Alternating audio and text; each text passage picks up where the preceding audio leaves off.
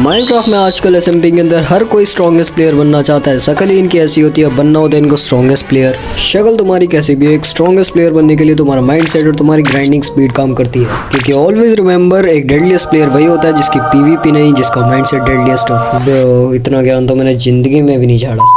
आज की इस वीडियो में मैं ये बताने वाला हूँ कि तुमने अगर कोई एसएमपी ज्वाइन किया है तो उसमें एक अच्छा स्टार्ट कैसे ले, नेदरराइट ग्राइंडिंग से लेके वुड तोड़ने तक, वुड तोड़ने से लेके पॉट ग्राइंडिंग तक, सब कुछ आज की इस वीडियो में हम लोग कवर करने वाले हैं। तो चलिए शुरू करते हैं। सर्वर को ज्वाइन करने के बाद तुम्हें सबसे पहले कुछ वुडन लॉग्स ज्वाइन करने हैं। कुछ से मेरा मतलब पूरे के पूरे 5 लॉग्स। उस वुड से तुम्हें बनानी है एक एक्स एंड एक पिकैक्स। फिर तुम्हें निकल जाना है, एक्चुअली कहीं भी नहीं निकलना, तुम्हें नीचे 3 ब्लॉक माइन करके 3 स्टोन माइन करने हैं, जिससे तुम्हें बनानी है 3 pickaxe. 3 pickaxe bro, what the fuck.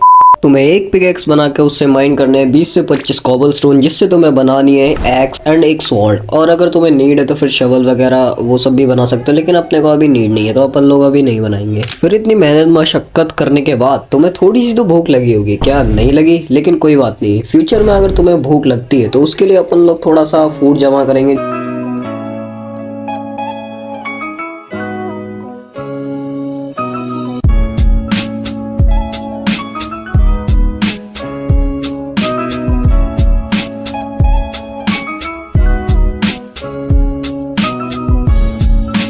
Furnace में कुक कर लेंगे बढ़िया से नमक मिर्ची डाल के। फिर उसी फूड को खाते खाते तुम्हें ढूंढना है एक विलेज। और ध्यान रखना, रात होने से पहले तुम्हें विलेज ढूंढना पड़ेगा, क्योंकि पी के नॉर्मल मॉब्स तो तुम लोगों को पता ही है कितना ज्यादा डैमेज करते हैं। इसकी एक तो ये विलेज नहीं मिलता है, इसकी इतना ढूंढा मिलता ही नहीं है। ओह ओके, फाइनली मिल गया विलेज। तो इसको लूटने के बाद, बढ़िया से विलेज को तुम लोगों को लूटने के बाद तुम्हें जाना है आयरन माइनिंग के लिए। And guys the main thing is कि जब तुम लोग ट्रैवल वगैरह कुछ भी करो तो फिर शुगर केन्स वगैरह जो है वो कलेक्ट करते चलो, क्योंकि आगे चल के तुम्हें शुगर केन की बहुत ज़्यादा ज़रूरत पड़ेगी पेपर्स वगैरह की एन्चांटिंग के लिए।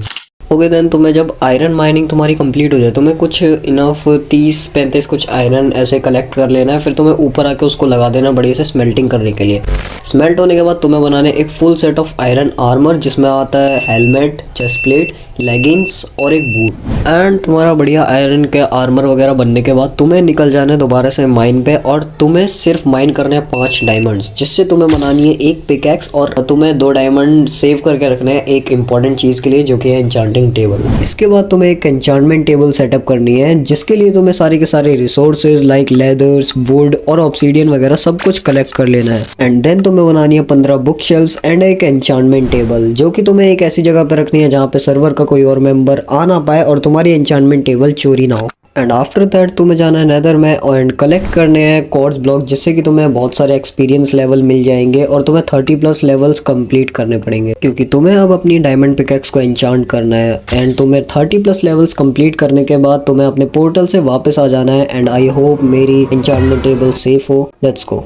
ओके देन, तुम्हें अपनी डायमंड पिकैक्स को करना है एन्चेंट। एंड फॉर्चून 3 के लिए तुम्हें एन्चांट करना पड़ेगा, जब तक ना मिले ट्राई करते रहना। ओके देन, तुम्हें अपनी डायमंड पिकैक्स फॉर्चून 3 वाली को लेके जाना है डायमंड माइनिंग के लिए। बहुत ही खतरनाक इंसेन लेवल की डायमंड माइनिंग के लिए लेके जाना है, जो तुम्हारे ध्यान को संतुष्ट एकदम करतुष्ट, आई डोंट नो भाई क्या बोलते हैं, जो भी बोलते हैं, तुम्हें माइनिंग के लिए जाना है बस।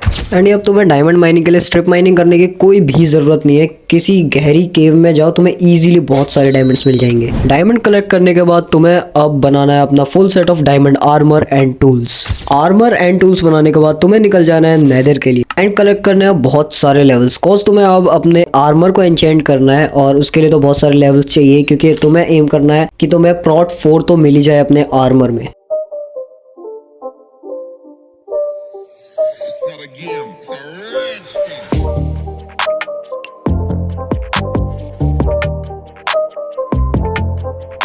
आर्मर एन्चेंट करने के बाद चाहो तो तुम अपने टूल्स को भी एन्चेंट कर सकते हो। एन्चांटमेंट करने के बाद तुम्हें दोबारा से निकल जाना है नेदर में और ढूंढना है एक फोर्ट्रेस और कलेक्ट करनी है बहुत सारी ब्लेज रॉड्स, क्योंकि अब तुम्हें बनाना है पोशंस, क्योंकि पोशंस के बिना तो तुम्हारी फाइट अधूरी रहेगी। एंड इसके बाद तुम्हारे पास मोस्टली सामान तो पोशंस बनाने का हो गई, जैसे कि गन पाउडर, रेडस्टोन और ब्लेज रॉड वगैरह तो तुम लोगों ने अभी कलेक्ट करा है। ऑलराइट, इसके बाद तुम्हें कुछ स्ट्रेंथ के पोशंस बनाने हैं जो कि तुम्हारी फाइट में बहुत ज्यादा काम आने वाले हैं। पोशंस हो गए, आर्मर हो गया, लेकिन अभी भी एक चीज बाकी है जो कि है नेदरराइट आर्मर। सो अपने आर्मर को अब शाइनी बनाने के लिए तुम्हें जाना है नेदर में, और सबसे पहले तो तुम्हें काफी सारे बेस्टियंस लूटने हैं जिससे कि तुम्हें ट्रिम्स वगैरह भी मिल जाएगी तुम्हारे आर्मर को अपग्रेड करने के लिए और थोड़ा सा बढ़िया दिखने के लिए। यहाँ से तुम्हें काफी हद तक डेब्रिज वगैरह भी मिल जाएंगे और गोल्ड वगैरह भी माइन करते चलना, क्योंकि तुम्हें कन्वर्ट करने के लिए नेदरराइट इंगट में कन्वर्ट करने के लिए गोल्ड चाहिए। ऑलराइट गाइस, अब तुम्हें करनी है डेब्रिज माइनिंग, और अगर तुम लोग हाथ से ऐसे माइनिंग करने जाओ तो हो गया भाई, हो गया तुम्हारा डेब्रिज माइनिंग। तुम्हें TNTs वगैरह कुछ अपने साथ रख लेने जिससे तुम डेब्रिज माइनिंग करोगे। 25 से 30 डेब्रिज में तुम्हारा हो जाएगा काम।